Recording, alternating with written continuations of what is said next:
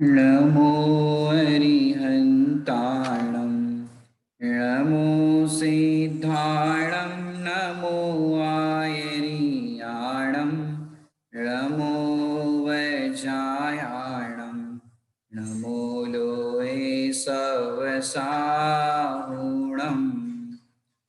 एक बार दिन में ले आहार खड़े अलप निज पान में, कछ लोच करत न डरत परिशह सो लगे निज ध्यान में।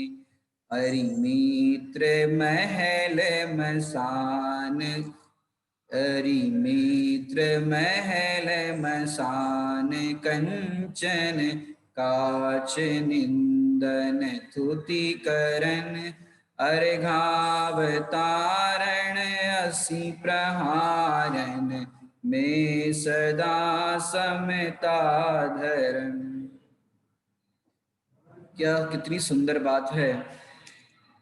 एक बार दिन में ले आहार खड़े अलप निज पान में। आज क्षुधा परिचय की अपन चर्चा करेंगे। एक बार पूरे दिन में आहार लेते हैं और कैसे खड़े अलप निज पान में, लोच करत न डरत परिशह सो लगे निज ध्यान में। कैसी है दिगंबर मुनिराजों की वृत्ति, सचमुच अलौकिक है। एक बार दिन में आहार लेते हैं और फिर अपने में चले जाते हैं। हालांकि कहने में आता है एक बार आहार लेते हैं, मुनिराज तो बारंबार आहार लेते हैं। क्या बात कर रहे हो, यहाँ तो लिखा है एक बार दिन में ले आहार और हम कह रहे बारंबार आहार लेते। हाँ भैया, बाहर बारंबार आहार लेते। क्यों? जिस आहार की आप बात समझ रहे हो वो आहार नहीं, ज्ञानामृत भोजन का आहार वो बारंबार लेते हैं। नियम सारजी ग्रंथ में तो ऐसा लिखा, नित्यामृत भोजी। नित्यामृत भोजी मतलब रात में भी आहार लेते। क्या कह रहे? दिगंबर मुनिराज रात में भी आहार लेते और कह रहे बारंबार आहार लेते। ये क्या बात हो गई? सामान्य श्रावक भी रात में आहार नहीं लेते और आप कह रहे हो दिगंबर मुनिराज आहार लेते हैं। हाँ, दिगंबर मुनिराज रात में आहार लेते हैं, लेकिन कौन सा आहार? अपने ज्ञानामृत रस का पान करते हैं। जो आप जड़ भोजन की बात करते हो उसको तो अज्ञानी ज्ञानी किसी ने भी भोजन नहीं किया, किसी ने भी उस स्वाद को चखा नहीं है।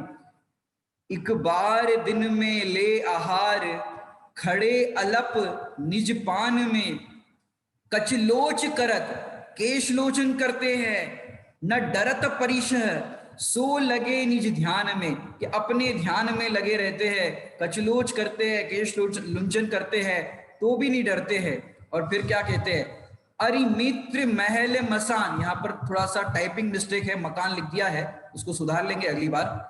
अरिमित्र महल मसान कंचन कांच निंदन थुतिकरण।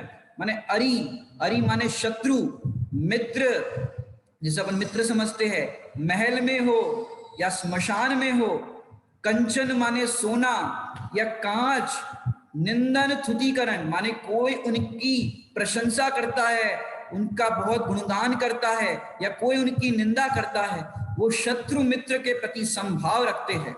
और तो और अर्घावतारण के अर्घ से उनका उतारण करते हैं, या असी प्रहारण माने तलवार से उनको प्रहार कर दे तो भी मुनिराज जो होते हैं वो क्या करते हैं? सदा समता को धारण करते हैं। ऐसे हमारे दिगंबर मुनिराज होते हैं। कितना कितना माने परिचय जय करते हैं। ऐसी बहुत सुंदर चर्चा अपन क्षुधा परिचय पर प्रारंभ करते हैं। यहाँ पर आपको क्षुधा परिचय का जो छंद है वो दिखाई दे रहा होगा। बहुत ही अद्भुत भूधर दास जी ने ये बहुत ही सुंदर यहाँ पर इसके जो छंद लिखे हैं वो अगर आपको देखना होगा, किसी ने देखा हो तो सोनागिरी जी के अंदर जो पहाड़ पर चंद्रप्रभु भगवान की जो टोक है वहां पर चंद्रप्रभु भगवान के यहाँ पर बहुत ही सुंदर ये 22 परिचय पूरे वहां पर परिकर में बनाए गए हैं। बहुत ही अद्भुत है। क्षुधा परिचय जय माने क्षुधा परिचय और परिचय जय दोनों में अंतर क्या है? एक तो परिचय है वो सबको होते, गृहस्थों के तो मैंने कल बता दिया था कितने होते हैं, जितने विकल्प उतने परिचय। अब क्षुधा परिचय वो बाधा जब आती है क्षुधा परिचय की, तब वो मुनिराज उस पर जय करते हैं, माने उस पे उसको जीतते हैं। अब कैसे जीतते हैं, क्या जीतते, पूरी अपन विस्तार से चर्चा करेंगे। अब क्षुधा परिचय को अपन पढ़ते हैं।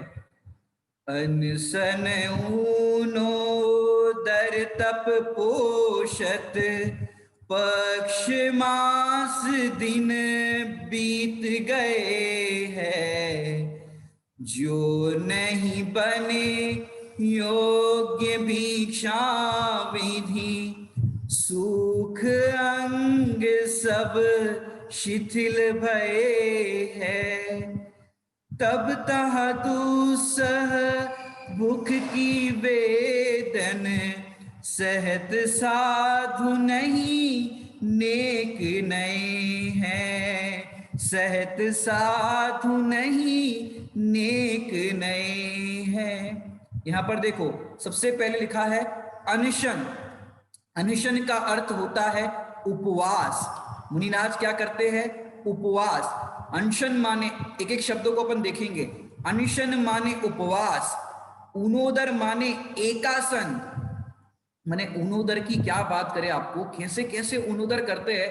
हमारे यहाँ पर जब 10 दक्षिण पर्व होते हैं तो जिनको स्वाध्याय नहीं है, ऐसे अज्ञानी लोग ऊनोदर के नाम पर दूनोदर करते हैं। दूनोदर समझते हो, माने एक बार आहार लेना था, वो भी भूख से कम, माने एकदम ओवर डाइट नहीं करना था, लेकिन दूनोदर, भैया दूसरी बार लेना नहीं है, दूसरी बार का भी अभी ले लो, ऐसे दूनोदर करते हैं। लेकिन ऊनोदर की क्या बात करें, सच्चा ऊनोदर तो महामुनि राजों को होता है। कैसे ऊनोदर, आपको पुराण की घटना यदि बताए। 1 महीने का उपवास किया। अब 1 महीने के उपवास के बाद आहार की चर्या के लिए निकले, विधि पूर्वक आहार ग्रहण करने के लिए उन्होंने अंजलि में 1 ग्रास आहार ग्रहण किया। 1 ग्रास आहार ग्रहण करके फिर उन्होंने दोबारा आहार अगले ग्रास का नहीं लिया और पुनः वन की ओर प्रयाण कर दिया। सिर्फ 1 ग्रास, सोचो विचार करो, 1 ग्रास आहार लिया और चले गए। ऐसे दूसरे महीने आए, फिर 1 ग्रास लिया, फिर वापस वन की ओर प्रयाण। ऐसे 6 महीने तक तप करते रहे। माने कैसे कर्मों की निर्जरा होती होगी, विचार करो मुनिराजों को, कैसे आत्मस्वरूप की पवित्रता होगी, कैसे मान कषाय का अभाव होता होगा, कल्पना तो करो। अभी दूसरा शब्द यहां पर लिखा है पक्ष। पक्ष का मतलब होता है 15 दिन। मास का मतलब होता है 30 दिन या उससे अधिक, जो महीने की बात चलती है। मास माने महीना। ऊनोदर ये तो कहने में आता है, ऊनोदर कहने में आता है। आपको लगता है ऊनोदर क्या होता है? अपन 1 दिन भूखे प्यासे रहो, फिर पता लगेगा कि क्या होता है, उपवास क्या होते हैं और ऊनोदर क्या होता है। जब आत्मा की अनुभूति नहीं होगी और फिर ऐसे उपवास आदि करोगे तो फिर चक्कर आ रहे हैं, जी मचल रहा है, उल्टी हो रही है, पित्त फड़क रहा है, माने कैसी कैसी बाधाएं होती है, बार बार शरीर का लक्ष्य जाता है। लेकिन दिगंबर महामुनि राजों को हर समय आत्मा के ऊपर दृष्टि जाती। कितनी सुंदर बात लिखी, पक्ष मास दिन बीत गए हैं। फिर आगे लिख रहे, जो न बने योग्य भिक्षा विधि, सुख अंग सब शिथिल भये है। जो न बने योग्य भिक्षा विधि, माने आप विचार करो, पहले अपनी भूमिका को देखो। 10 दिन से आप भूखे हो। मैं चाहता हूं बाकी सब जितने भी साधर्मी है, आप अपने अपने वीडियो ऑन करो तो आपको भी इंटरेक्शन में अच्छा लगेगा। क्या कह रहे हैं यहां पर, अपनी परिणति में देखो, जीवन में तुम्हें भूख लगे तो क्या करते हो? मैंने अपने को भूख लगती है तो क्या करते हैं? 10 दिन से आप भूखे हो और भोजन नहीं मिले तो क्या करोगे? मैंने 10 दिन से भूखे हो अशोक जी भाई साहब, 10 दिन से भूखे हो और भोजन नहीं मिल रहा हो और कहीं परदेश में हो और इतनी कड़क भूख लगी हो, भैया अनछने पानी का ही बनाओ, भूख लगी है खा लो। ऐसी होती है जिनको जीवन में नियम संयम नहीं हो तो अनछना पानी से ही बनाओ, चाय जैसा बनाओ, कौन सी जात वाले ने बनाया हो, कैसा भी बनाया हो, खा लो, भूख लगी है। अनछने पानी का भोजन बना मिल जाए। किसी के पास धन नहीं हो तो मिलावट करके कमाना चाहता है, किसके लिए? पेट के लिए। पेट के लिए नहीं, तेरी कसाई के लिए तो कमाता है, पेट के लिए तो न्याय नैतिकता से कमाए तो तेरा काम चल जाए। माने जिस प्रकार से कमाना चाहता है, पेट भरना चाहता है, लेकिन भैया भूख दूर करने के लिए कितने तू उपाय करता है नाना प्रकार के। मैंने आप देखो लौकिक के अंदर ऐसी ऐसी घटनाएं घटती है, आपको आंखों से आंसू आ जाए। एक क्षुधा परिचय जय, ये कोई मामूली नहीं है मुनिराज जिस पे जय प्राप्त करते हैं। एक आपको घटना बताना चाहूंगा।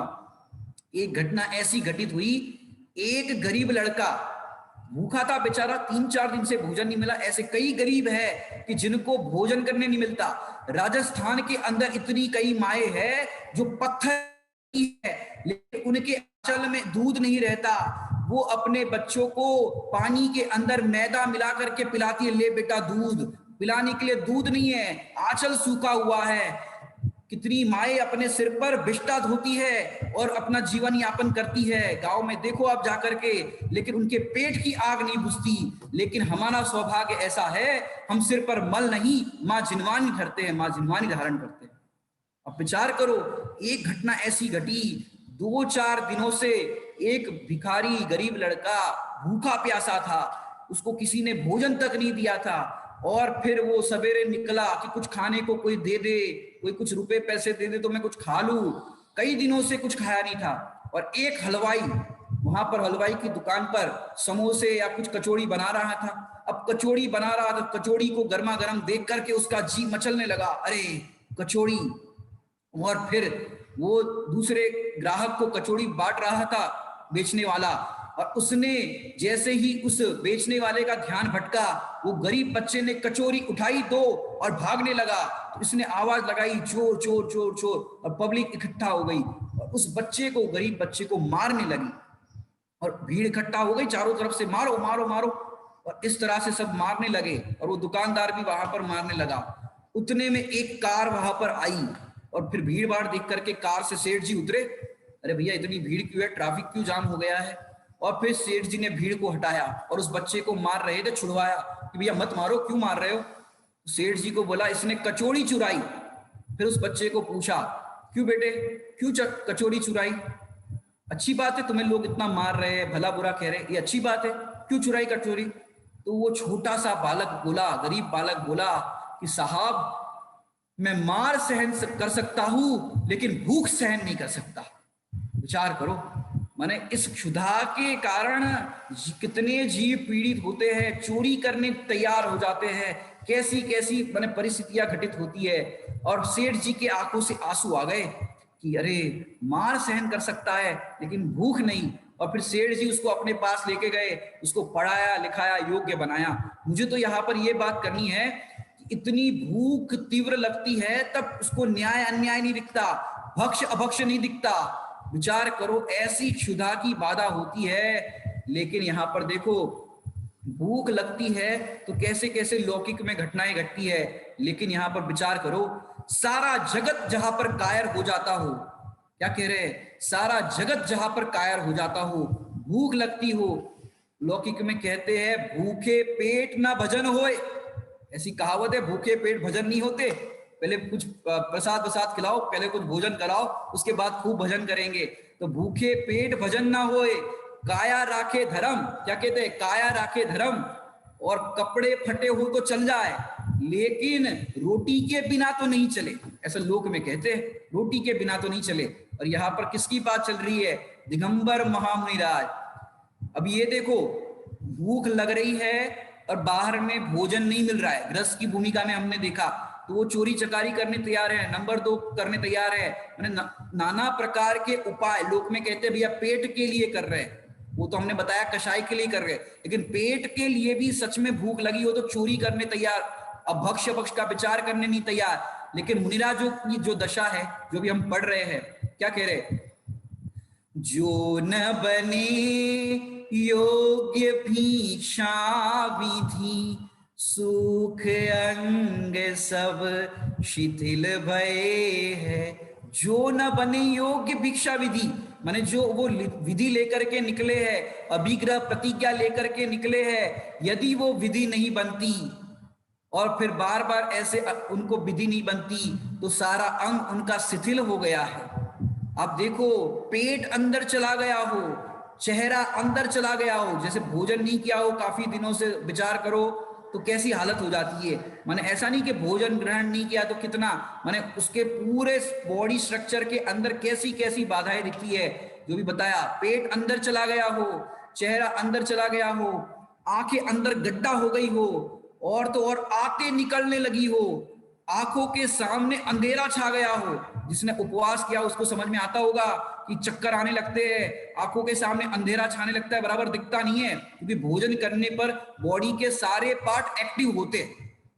ये तो अपन स्वास्थ्य विज्ञान की तरफ से कह रहे हैं, ऐसा नहीं है वास्तव में।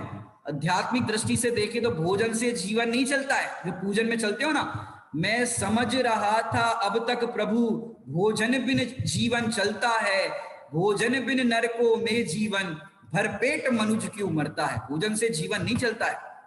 ये तो लोक में समझाने के लिए बताते हैं, ये 10 प्रकार के प्राण हैं और भोजन से जीवन चलता है। लौकिक जीवों को लौकिक भाषा में समझाते हैं, लेकिन देखो दिगंबर महामुनि राजों को कि विधि नहीं मिलती, सिर चकराने लगता है, मासो उपवासी हो जाते हैं, सिर चकराने लगता है।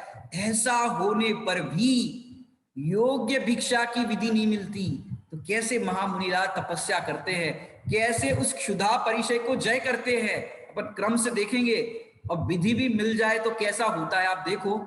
उष्ण प्रकृति हो मुनिराज की, 3 सब होती ना, शीत प्रकृति होती है, उष्ण प्रकृति होती है, वात प्रकृति होती है, कफ प्रकृति होती है। तो सब स्वास्थ्य विज्ञान में अलग अलग तरह की प्रकृति होती है। अब जिस मुनिराज की उष्ण प्रकृति हो, गर्मी के दिन चल रहे हो, और उनको आहार के अंदर उष्ण प्रकृति वाला ही आहार दे दिया। अब श्रावकों को पता ही नहीं है कि क्या आहार देना चाहिए। अब हमारे घर पे मुनिराज पधारे तो फिर जो है सो सब अच्छी अच्छी चीजें दो, महल है हमारा, खूब बड़ी कोठी है हमारी, तो अच्छा अच्छा आहार दो। अब गर्मी के दिनों में समझो मूंगफली तल करके दे दी। अब मूंगफली देखो कितनी गर्मी में गर्म करती है, और भी तमाम तरह के गर्म आहार दे दिए। अब मुनिराज को एक बार में आहार लेना है, अब 24 घंटे में एक बार आहार लेते हैं। अब उष्ण प्रकृति पहले से थी, गर्मी का मौसम था, अब उसमें उष्ण प्रकृति का आहार दे दिया। अब सोचो 24 घंटे तक कैसी पीड़ा होगी।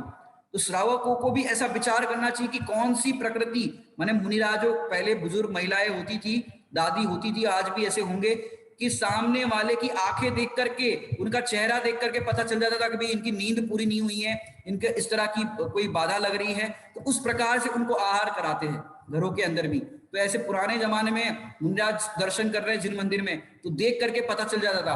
और फिर क्या होता था, सब घरों में इसी प्रकार से आहार बनाते थे। और जहां मुनिराज की विधि मिल जाती थी, सहज भाव से घर में बनाते थे, जहां मिल जाती थी वहां आहार हो जाते थे।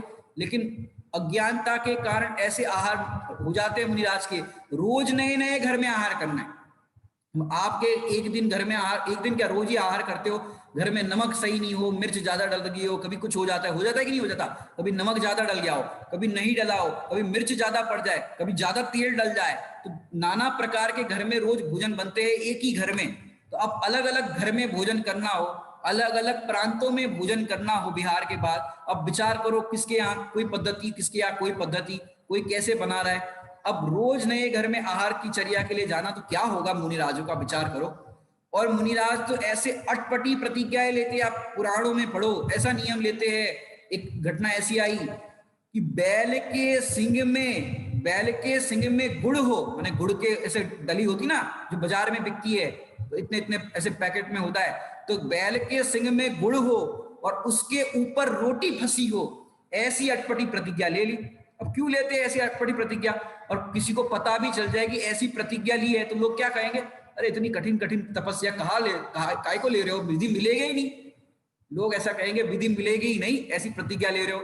लेकिन भैया वो आहार की चर्या के लिए उन्होंने मुनि दीक्षा धारण नहीं करी, उनको तो अपनी आत्मा में रमणता करनी है, इसलिए मुनि दीक्षा उन्होंने धारण करी है। और अटपटी प्रतिज्ञा लेते हैं, यदि इस तन को आहार मिलना है तो मिल जाएगा, लेकिन मैं तो अपने स्वरूप का आहार करूंगा।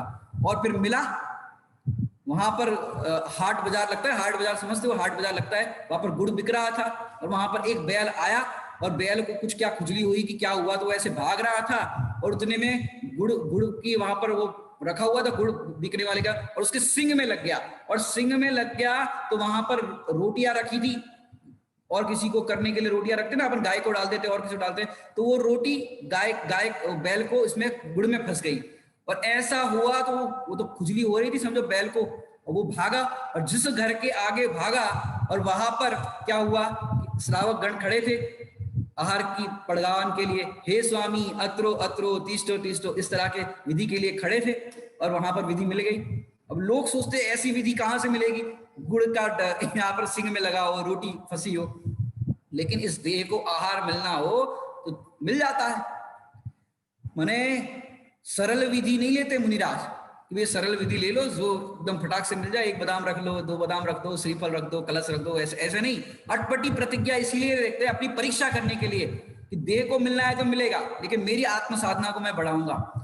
तो ऐसे अब आपको बताए वर्तमान के अंदर एक निर्वाण सागर जी मुनिराज हुए, उन्होंने सरल विधि ली। सरल विधि समझते हो, माने देखो रोज तो कोई ऐसे प्रतिज्ञा नहीं लेगा कि गुड़ के उसमें रोटी फंसी हो, बैल के सिंग में, ऐसे रोज तो नहीं लेते। समय समय पर रोज नई नई प्रतिज्ञाएं लेते हैं जब जैसा विकल्प बन गया। अब वो निर्वाण सागर मुनिराज ने ऐसा अभिग्रह धारण किया कि सामने एक व्यक्ति कलश लेकर के खड़ा हो।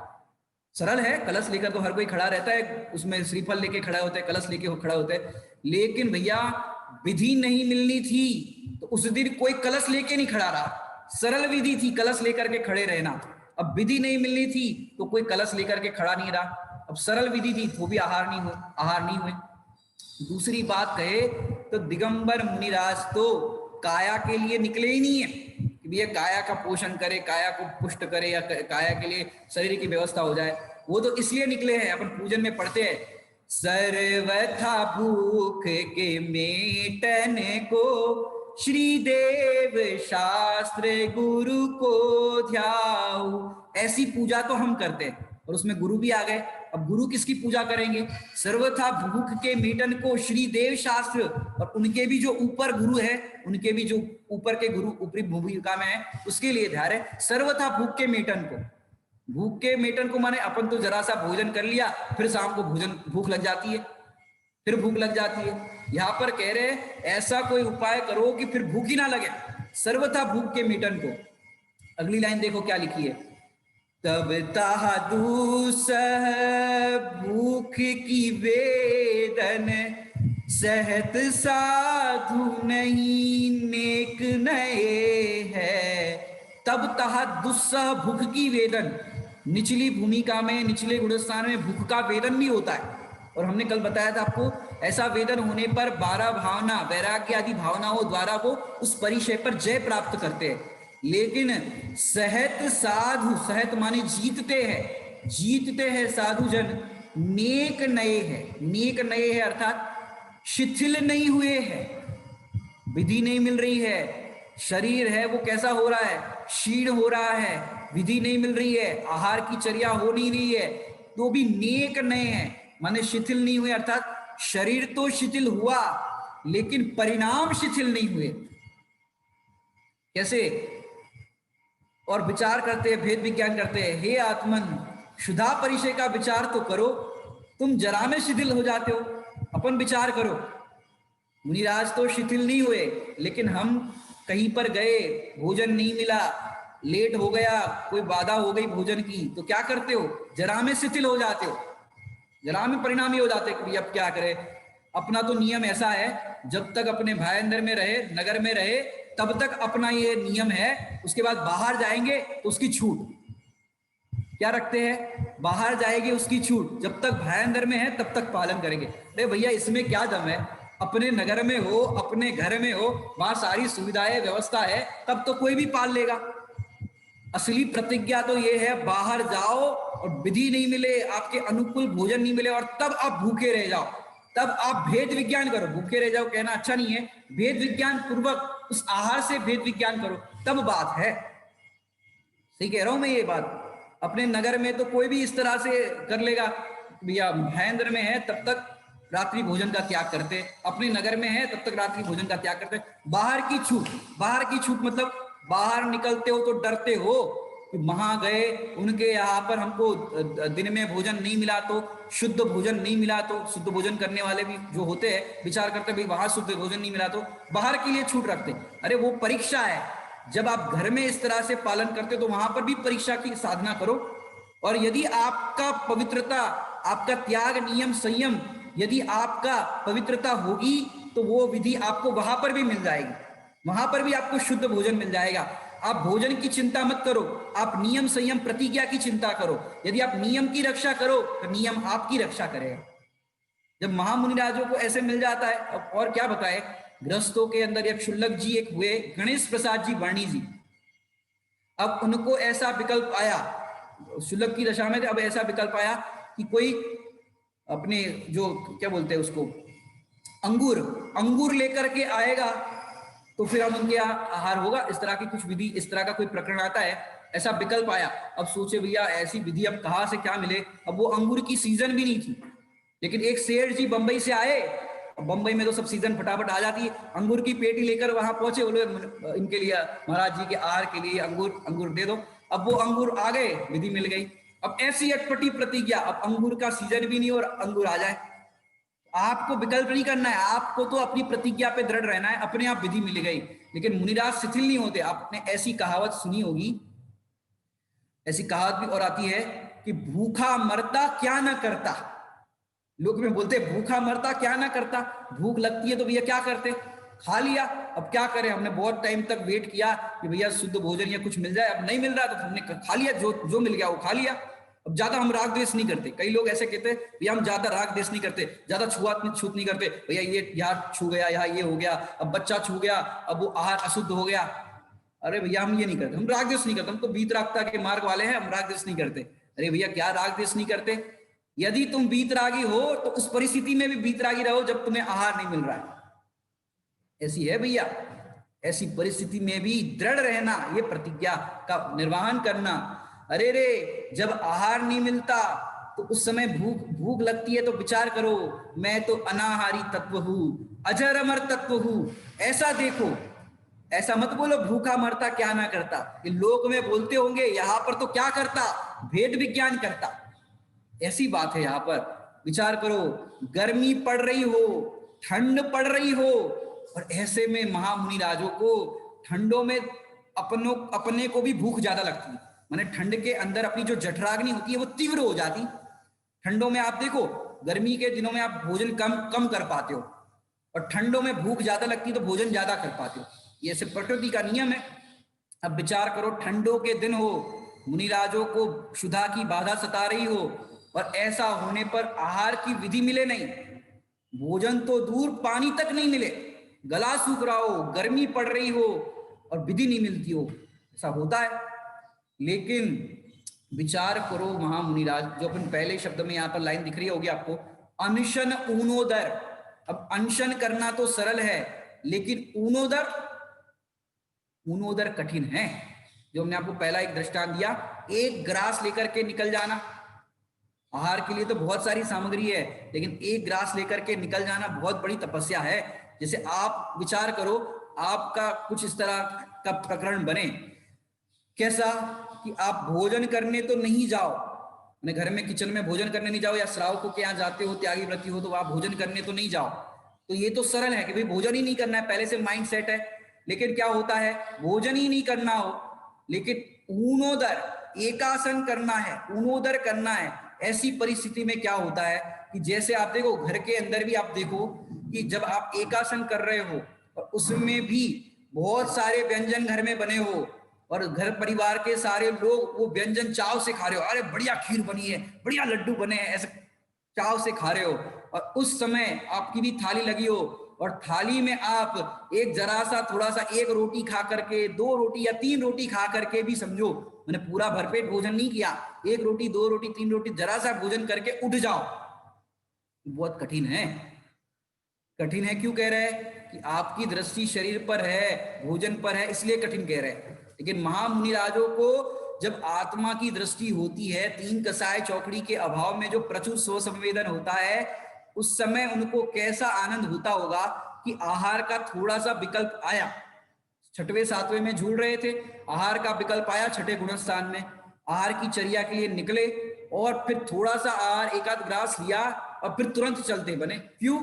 इतनी फुर्सत नहीं है हमारे पास कि एक घंटा तक आहार लेते रहे, आधे घंटे तक आहार लेते रहे, इतनी फुर्सत नहीं है हमको, तो अपने स्वरूप में जाना है, जरा सा आहार लिया और चलते बने। देखो कहा कैसी उनकी प्रचुर संवेदनता, कितना आत्मा का वेदन होता होगा। मैंने प्रचुर स्व संवेदन में केली करते हुए वीतरागी संत आहारचर्या को निकलते हैं, ऊनोदर माने भूख से कम आहार करते हैं, कभी 1 या 2 ग्लास पानी लिया और फिर अंतराय आ गया, अब क्या करोगे? ऐसा हो जाता है, अंतराय आ गया। अब ऐसे अंतराय के काल में भी खेद नहीं करते, आहार नहीं मिलता तो भी खेद नहीं करते। बड़े पंडित साहब की एक रचना में आता है वैराग्य द्वादशी में, खिन्नता किंचित न हो गर मिले नहीं आहार, कह सकूं नहीं हुआ मोहे आनंद अपरंपार। कह सकूं नहीं हुआ मोहे आनंद अपरंपार, अपने को तो कष्ट होता है जब अपन विधि लेने निकले हो या अपने को भोजन नहीं मिले, या आप घर में भी गृहस्थ जीवन में अंतराय आदि पालते हो, अणुव्रतों का पालन करते हो, यदि अंतराय आ जाए तो कैसे परिणाम होते हैं यदि भेद विज्ञान ना हो तो? अरे तुम देख करके आहार नहीं दे सकते, शोध करके आहार नहीं दे सकते, कैसे बाल आ गया, कैसे चिंटी आ गई, देख करके नहीं दे सकते? कितने, यदि आप वचनों से नहीं बोलो तो मन में तो परिणाम होते कि नहीं होते? तो ये हार गए आप क्षुधा परिचय से। महामुनि राजों को इतना विकल्प भी नहीं आता। आज तो आनंद का दिन आ गया, जितना समय आहार की चर्या में लगता था अब वो समय भी आत्मा में लगेगा। देखो मुनिराजों की वृत्ति कैसी होती है, और तो और भूख से कम आहार लेते हैं, 2-4 दिन 15 दिन कभी महीने भर विधि नहीं मिले, और क्योंकि संतों को आहार वृत्ति उठती है तो उस दिन उसे भी वो दंडित करते हैं। आहार की वृत्ति हुई तो अटपटी प्रतिज्ञा लेकर के उसको उसे भी दंडित करते हैं। यही कारण है कि वो अटपटी प्रतिज्ञा को धारण करते हैं। कई दिनों तक विधि नहीं मिलती लेकिन खेद खिन्न नहीं होते, किसी को बतलाते नहीं है कि भैया हमारी ये विधि है। संघ में रहने वाले ब्रह्मचारी हो और भी जो उनके साथ साधर्मी हो, परिचित हो गृहस्थ दशा के, उनको भी विधि नहीं बताते कि आज मेरी ये विधि है, वो विधि मिला देना। अरे विधि मिलनी होगी तो विधि मिलेगी, हम नहीं मिलाने वाले। कितनी बड़ी तपस्या होती होगी, मिलना है तो मिले, हमको कोई उसकी परवाह नहीं। वाह कितनी अद्भुत दशा होगी। आहार नहीं मिलने पर शारीरिक स्थिति शिथिल हो जाती है, हाथ पैर आदि सूख जाते हैं। आपने अगर नीराजों का समाधि मरण का चित्र देखा होगा तो कैसा शिथिल हो जाता है, आपको चित्र भी दिखाएंगे, कल दिखाएंगे चित्र, कैसा शिथिल हो जाता है शरीर। पर ऐसा होने पर भी, दुस्सह भूख की वेदना होने पर भी निवारण करने का कोई उपाय नहीं करते इशारा नहीं करते। कल आपको बताया था, बादाम की विधि हो, 3 बादाम रखी हो, 1 कम करो, ऐसे ऐसे इशारा नहीं करते, भाई 2 रख लो 1 कम करो, इशारा नहीं करते कि विधि बना दे। कितनी बड़ी प्रतिज्ञा, इशारा तक नहीं करते, संकेत तक नहीं करते, कि कितनी बड़ी प्रतिज्ञा, कितनी बड़ी तपस्या होगी। वस्तु स्वरूप का विचार करते, यदि इस तन को आहार नहीं मिलना था नहीं मिला, मुझे क्या फर्क पड़ता है। वो तो अतीन्द्रिय आनंद का वेदन करते रहते हैं, उस अतीन्द्रिय आनंद के वेदन में अंतराय नहीं होना चाहिए, उसका निरंतराय रूप आत्मा का वेदन होना चाहिए। विघ्न कारक वृत्ति को चिदानंद के भोग के सामने परास्त होना ही पड़ता है। क्या कहते हैं, विघ्न कारक वृत्ति को चिदानंद के भोग के सामने परास्त होना ही पड़ता है, कि जहां चिदानंद का भोग हो रहा है, यहाँ विघ्न कारक जो अंतराय माने आहार का विकल्प आता है, वो भी उसमें अंतराय के रूप में बनता है। तो मुनिराज कहते अच्छा हुआ आज आहार नहीं हुआ, हम तो अपने स्वरूप में गुप्त रहेंगे। कैसी होती होगी मुनिराजों की इतनी महान पूज्य परिणति कि उसके प्रभाव में आप अपने को कुछ पता ही नहीं पड़ता। माने पर्यायों के प्रभाव में जो पर्याय क्रम में खचित है वो अपने समय से उदय में प्राप्त होती है। मैं तो सदा उसमें ज्ञाता दृष्टा अनुभव करता हूँ, शाश्वत प्रभुता संपन्न हूँ, ऐसा अनुभव करते हैं। ऐसे आराधकों को पर्यायों के प्रवाह के क्रम में तीव्र असाता वेदनीय का उदय उदीर्णा आया हो, महाभयंकर क्षुधा वेदना सताती हो। क्षुधा वेदना कैसी होती होगी आपको क्या बताऊं मैं। अपने को जरा सी भूख लग जाए, सुबह नाश्ता भी किया हो और फिर 12-1 बजे जितने भी बजे आप भोजन करते हो भूख लग जाती है, सहन नहीं होती, चलो भैया भोजन का समय होगा थाली लगाओ, और थाली लगाने में देर हो जाए तो थाली पटक देते। कई लोग अज्ञानी होते हैं, क्रोधी होते हैं, थाली पटक दे, समय हो गया मेरा खाने का और भोजन नहीं दे रहे हो। मुनिराज देखो, खेद नहीं करते विधि नहीं बनती तो, और इंतजार भी नहीं करते। आप आहार का ग्रास एक के बाद एक दे रहे हो, और कोई ग्रास देने के लिए आपको तपेली थोड़ी दूर है, लेने के लिए देर हो गई, और उनका अंजुली में कुछ ग्रास नहीं है, सीधा वो हो गया उनका। वेट नहीं करते कि भी चलो अभी खीर देनी बाकी है, अभी खीर दिखाई थी उन्होंने शुरुआत में, ये हमने चीज बनाई है तो ये चीज आपको परोसेंगे, अब खीर तो अभी दी नहीं, अब वो चीज बाकी रहेगी, तो वेट नहीं करते कि अभी खीर आएगी, अभी लड्डू आएगा, अरे हमको नहीं चाहिए, हमको तो अपने चैतन्य आनंद की खीर चाहिए कि जिसके सामने ऐसे क्षुधा परिचय को जय करने वाले वीर हो जाते।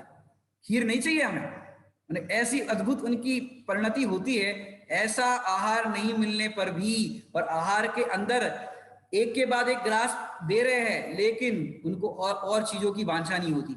आहार चर्या में भी बताऊं आपको कि आहार चर्या भी, एक बार मैं सोचता हूँ ये 22 परिचय हो जाए फिर आहार चर्या पे प्रवचन करूं। 46 दोष बिना कैसे आहार लेते हैं, कैसे 32 अंतराय को टालते हैं, अपने को पता होना चाहिए। श्रावकों के कर्तव्य है बस आत्मा की चर्चा करो, और आत्मा के स्वरूप में परिणति होने पर क्या चर्या होती है ये चर्या पता ही नहीं हो, ऐसा नहीं होना चाहिए। तो ऐसा मुनिराज विचार करो कि एक के बाद एक ग्रास दे रहे हैं, इस तरह का पूरा प्रसंग बन रहा है, लेकिन ऐसे में भी महामुनिराज जो होते हैं वो अंतर्मुख हो जाते हैं, बार बार अंतर्मुख हो जाते हैं। आहार की चर्या के प्रसंग में भी अंतर्मुख बार बार हो जाते हैं। माने आहार यदि देते हैं तो पहले क्या देना चाहिए, मैंने समझो 24 घंटे में एक बार आहार लेना है, या अपन शाम को 5:30 बजे या सूर्यास्त के अंतर मुहूर्त पहले भोजन कर लेते हैं। अब विचार करो 10-11 बजे सीधा भोजन करना हो, और सीधा आपने कुछ ऐसी चीज परोस दी, कड़ी परोस दी और चीज परोस दी, और आपने गरम गरम तला हुआ कुछ परोस दिया, तो क्या होगा। सबसे पहले उनको पेय आहार देते हैं, जल देते हैं, दूध देते हैं, जो पेय आहार होता है जिस कारण से उनको अंदर में किस तरह का पित्त ज्वर या इस तरह का पित्त आदि की बाधा ना हो। पहले लिक्विड आहार देते हैं, उसके बाद, और दूसरी बात गरिष्ठ आहार समझो। गरिष्ठ माने गरिष्ठ देना नहीं चाहिए, लेकिन कभी कदाचित आप, क्योंकि देखो अपन घर में कभी कभी हलवा पूड़ी कुछ बना देते हैं, रोज तो बनाते नहीं, तो मुनिराजों के लक्ष्य से तो बनने का प्रसंग ही नहीं होता। आपने अपने घर में कभी हलवा पूड़ी बनाया हो और सहज ही मुनिराज की विधि बन जाए, तो फिर क्या करो कि वो जो भी इस तरह का आहार है उसको पहले दीजिए। पहले देने पर क्या होगा कि जो पहले आहार ग्रहण किया जाता है तो अपनी जो जठराग्नि होती है, तो जिसमें पहले जो भी आहार आएगा वो अच्छे से पच जाता है। और बाद में अगर लोगों की आदत होती है मीठा, लड्डू, खीर, ये भोजन के लास्ट में खाते, मीठा लास्ट में, कुछ मीठा हो जाए ऐसा बोलते, लास्ट में खाते। लेकिन भैया लास्ट में खाने पर एसिड बनता है। शुरुआत की पहली रोटी आप खाओ तो कैसी भूख के अंदर आपको अच्छे से स्वादिष्ट लगती है, और लास्ट में आप रोटी खा रहे हो या लास्ट में चावल खा रहे हो या खीर भी खा रहे हो, तब कई बार बोलते हैं यार भा नहीं रही है, शाम को खाएंगे।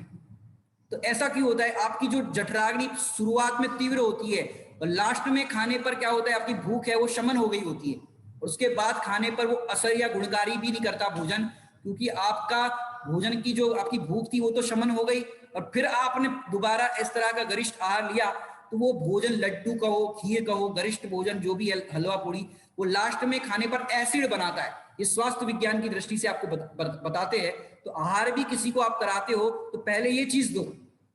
क्यों दो कि आपने समझो रोटी परोसी, दाल चावल सब्जी परोस ली, अब क्या हुआ कि आपने एक रोटी दाल चावल इतना पहली बार में परोस लिया।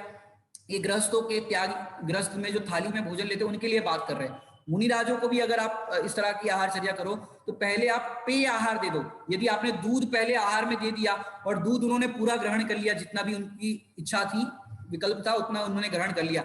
अब आपने रोटी परोसी, अब रोटी में अगर बाल इत्यादि कोई अंतराय आ जाता है तो रोटी इत्यादि तो नहीं लिया, लेकिन दूध उन्होंने ले लिया, तो दूध है वो पौष्टिक आहार होता है। 24 घंटे में अगर एक बार अच्छे से दूध लिया जाए तो बाकी कोई विकल्प नहीं होता।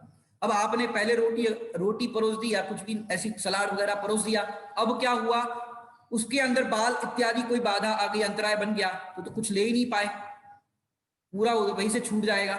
तो पहले ऐसा आहार दीजिए जिस कारण से उनकी जो आहार संज्ञा संबंधी विकल्प उठा है तो कम से कम दूध इत्यादि लेने पर उनकी पूर्ति हो जाए, तो बाकी बाद में कुछ नहीं भी हो पाए तो भी चल जाए। इस तरह का आप विचार करके, माने विवेकी श्रावक होना चाहिए, श्रद्धावान, विवेकवान और क्रियावान, इसे कहते हैं श्रावक। समय समय पर आपको ऐसे पहलू भी बताते जाएंगे आहार चर्या के संबंध में। तो अब विचार करो, आहार की जो संज्ञा है, 4 प्रकार की संज्ञा होती है, आहार संज्ञा, भय संज्ञा, मैथुन संज्ञा और परिग्रह संज्ञा। सबकी अलग अलग गति वाइज इसको भी थोड़ा बता देते, प्रसंग आया नहीं तो कहाँ आप सुनोगे।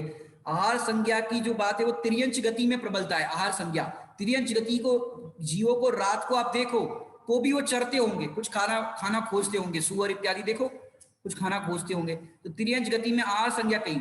मनुष्य गति में मैथुन संज्ञा, देव गति में परिग्रह संज्ञा, और नरक गति के अंदर भय संज्ञा। इस तरह की 4 संज्ञाओं की प्रबलता कही गई है, लेकिन मनुष्य गति में भी चारों संज्ञा है। अब आहार संज्ञा उत्पन्न होने पर भूख की वेदना सताती है। अब विचार करो महामुनिराजों को कैसे कैसे रोग आदि हो जाते हैं। याद करें अपन समदभद्र आचार्य को, सबने नाम सुना होगा, रत्नकरण शावकाचार्य के, जिन्होंने श्लोक लिखे और अपने जिन मंदिर के अंदर उनके चरण कमल भी है समदभद्र आचार्य के। अब वो समदभद्र आचार्य को देखो, भस्मक व्याधि रोग हो गया, माने जितना भी भोजन करे वो अग्नि में जैसे कितना भी आप डालो होम करने के लिए तुरंत भस्म हो जाता है। ऐसे इस भूख लगने पर उनने जितना भी आहार ग्रहण किया समझो वो सारा भस्म हो जाता। अब श्रावक के घर जाए, अब श्रावक ने जितना भोजन बनाया था अब क्या करे, उतना ही भोजन पूरा दे दिया। अब भोजन बना ही नहीं है, एक्स्ट्रा जितना था पूरा परोस लिया, अब क्या करे। मुनिराज तो ऐसे होते हैं, श्रावक के घर आहार की चर्या के लिए जाते हैं तो पहले देखते हैं इनका मकान कैसा है, गरीब परिवार लग रहा है या संपन्न परिवार लग रहा है। उनके भोजन के जो पात्र होते हैं वो भी देख लेते हैं कि कितना सामग्री है। अब उन्होंने समझो ज्यादा ले लिया और फिर घर में और सदस्य है, बच्चे हैं, उनका क्या होगा, क्योंकि ये भोजन तो श्रावक ने अपने लक्ष्य से बनाया है, उसमें से वो शेयर कर रहे हैं, जिसको अपन कहते हैं अतिथि समविभाग। अतिथि का समविभाग करते हैं। अतिथि मतलब मुनिराज की कोई तिथि निश्चित नहीं होती, अतिथि, अ माने नहीं और तिथि, जिनकी कोई तिथि निश्चित नहीं होती कि आज इनके यहाँ आएंगे या उनके यहाँ आएंगे, जहां उनकी विधि मिल जाए वहां आ जाते। अब आपने आपका आहार बनाया था, अब उसमें जितना आहार बनाया था सब कुछ आपने मुनिराज को परोस दिया, क्योंकि उदार चित्त होता है श्रावकों का, उदार चरित्र ना, कि भाई मुनिराज को दे देते, अपन तो बाद में भी समझो जैसा भी हो जो भी हो कर लेंगे, रूखा सूखा कर लेंगे, मुनिराज को अब पूरा आहार दे दे। अब उन्होंने अपने गुरु से कहा, समदभद्र आचार्य ने, कि भाई हमको इस तरह का रोग है, इस तरह की हमारी प्रकृति हो गई शरीर की, क्या करें।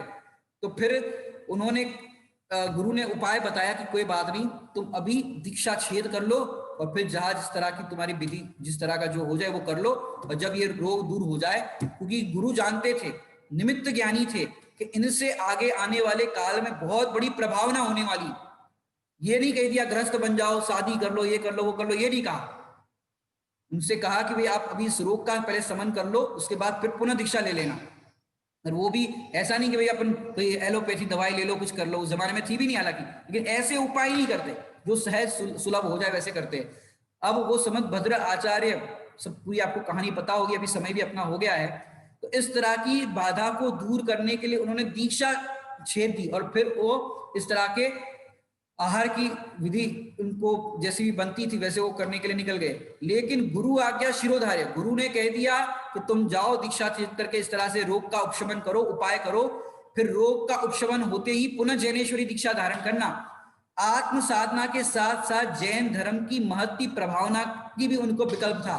तो आचार्य ने इस तरह से उनको आदेश दिया और उन्होंने फिर वो सब आपको कहानी पता ही होगी, जिस तरह से वो उन्होंने भोजन इत्यादि का व्यवस्था की थी, वो पूरा आपको पता ही है, इसलिए हम यहाँ पर दोबारा दोहराते नहीं है। और एक प्रश्न आता है पूज्यपाद स्वामी का सर्वा सिद्धि ग्रंथ के अंदर 333 पेज पर लिखा है कि क्षुधा आदि की वेदना विशेष 22 कही गई है। मोक्षार्थी पुरुष को इनको सहन करना चाहिए। आहार का शोधन करना है, जो भिक्षा के नहीं मिलने पर या अल्प मात्रा मिलने पर क्षुधा वेदना को नहीं प्राप्त होता।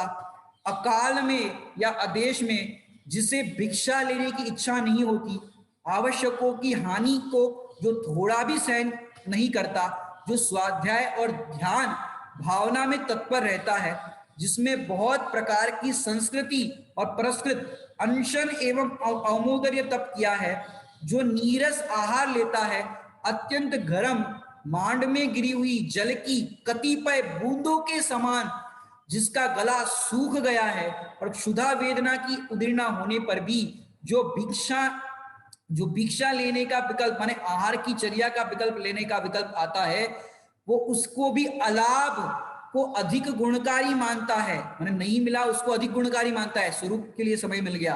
और क्षुधाजन्य बाधा का चिंतन नहीं करना, वो क्षुधा परिचय जय जानना। ऐसी परिस्थिति में भी आहार का चिंतन नहीं होता, अनाहारी का चिंतन होता है, और वो अनाहारी स्वरूप के द्वारा इस परिचय पे जय प्राप्त करते हैं। धन्य है वो महामुनिराज। और फिर अलग अलग कवियों ने इस प्रसंग में अपनी कलम चलाई है। एक आपने देखा होगा छेड़ाला के अंदर भी दौलत राम जी ने लिखा है कि जब भूख लगती है तो नरक की वेदना का वर्णन किया कि भूख कैसी लगती है नरक के जीवों को। तीन लोक को नाज झुकाए, मीटे ना भूख कणा ना लहाए। तीन लोग को अनाज खाए, अनाज माने तीन लोग का अनाज खा ले फिर भी मिटती नहीं है भूख, इतनी भूख लगती है। ऐसे हमारी भूमिका में भी हमको जो भूख लगती है मनुष्य गति के जीवों को, ऐसा लगता है जब आपको तीव्र भूख लगी हो और मम्मी ने हलवा बनाया हो, कढ़ाई के अंदर हलवा बनाया हो, कोई मिठाई बनाई हो और भूख तीव्र लगी हो, तो ऐसा मन करता है पूरी कढ़ाई वाला हलवा पूरा मैं खा लूं। लगता है कभी आपको कि पूरा का पूरा मैं खा लूं, इतनी भूख लग रही है, खा नहीं पाते। बड़े पंडित जी साहब कहते हैं तुझे विषय भोग भोगने की शक्ति कितनी है और आसक्ति कितनी है।